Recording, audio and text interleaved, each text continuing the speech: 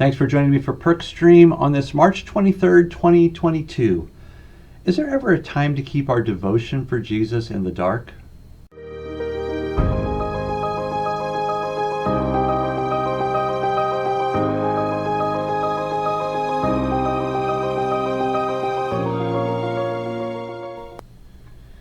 Hey, thanks for stopping by to PerkStream. We are 4 Sundays out from Easter, and while we are preparing for that wonderful celebration, we're also preparing ourselves by walking with Jesus to the cross through the book of Mark. Last week we talked about the woman who poured out a great deal of worth in the form of perfume on Jesus' head, and Jesus said she would be remembered for this wonderful act, even though this woman never gets a name. Well, we're going to talk about another nameless person today. This person's a homeowner in the city of Jerusalem, and we're going to talk about how his act is no less devoted, and yet somehow his act is much more quiet, silent, even maybe done fearfully.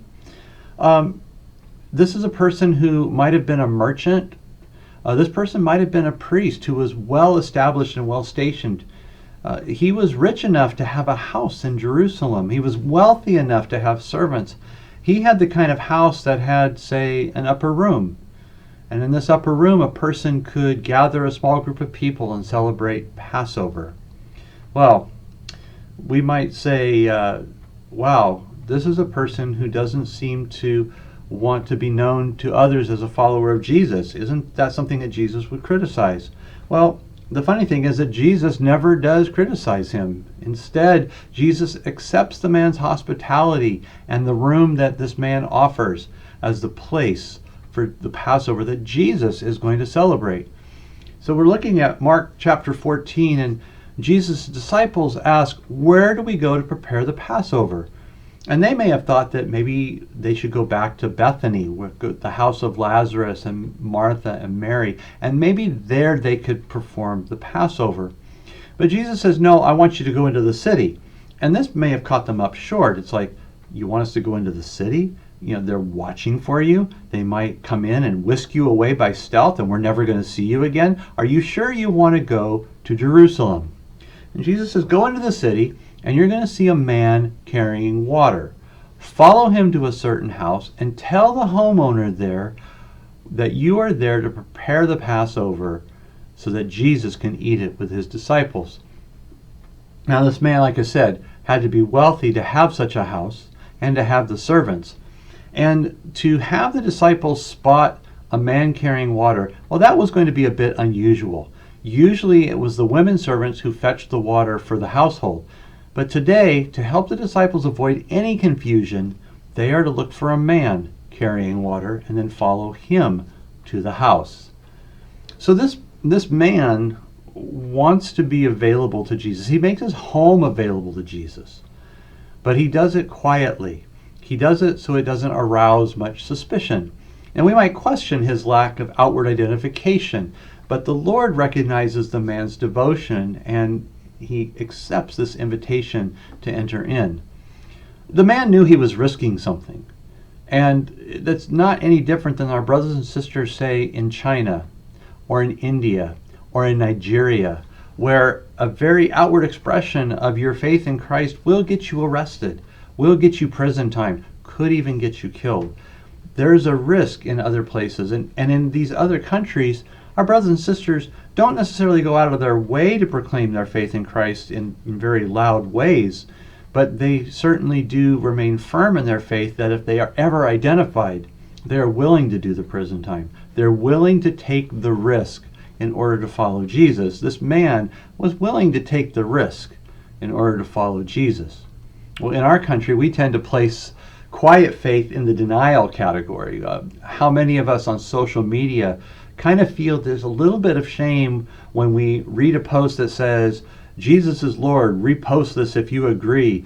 Remember, to deny Jesus is to be denied before the Father. It's like, you just feel like, oh, there's consequences. And let's be honest, we don't live in the same context as China or Nigeria or India. We live with complete freedom to worship as we choose. We have great freedom. And these acts these acts of worship don't get us arrested. They don't get us shunned. But what can we learn then from this man with his shadowy devotion? Since we live with freedom to go and worship, to go to prayer meetings, to read the Bible, we don't worry about these things, so what can we learn from him?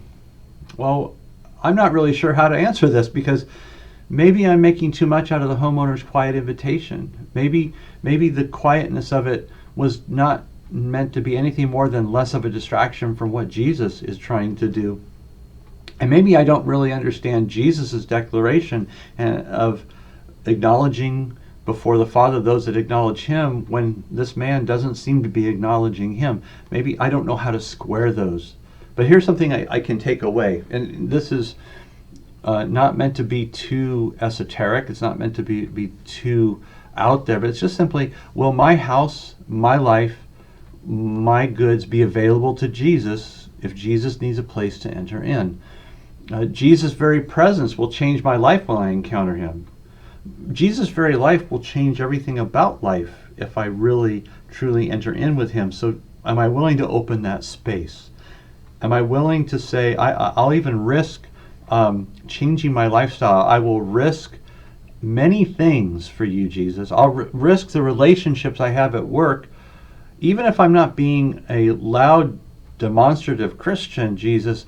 People are going to notice that I live differently, that I act differently, that I don't do things that other people do. And yeah, maybe I don't act with religiosity. Maybe I'm okay having a beer here and there, or maybe I'm okay if I do something on a Sunday that other people go, oh no, you shouldn't do that. That's the Sabbath. We don't get caught up in religion, but our faith in Jesus becomes something that does change how we live, how we act, how we talk, and other people maybe get uncomfortable around us. Does Jesus still have room in our life? Can Jesus enter into that space? Well, whether or not I fully understand why I'm following Jesus and making room for him, will I keep doing it even if I have to make hard choices in relationships, in job, in practices, in hobbies? Am I willing to make hard decisions for my family, who they need to know that I've placed Jesus at a higher priority than other things in life? Well, I don't know if this person was present at Pentecost. I kind of hope he was, so that he could be empowered to become that outward witness of the resurrection of Jesus Christ.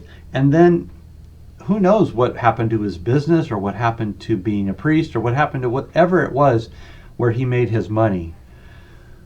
But he made space for Jesus. And maybe that's the takeaway. Does Jesus have a space in our life?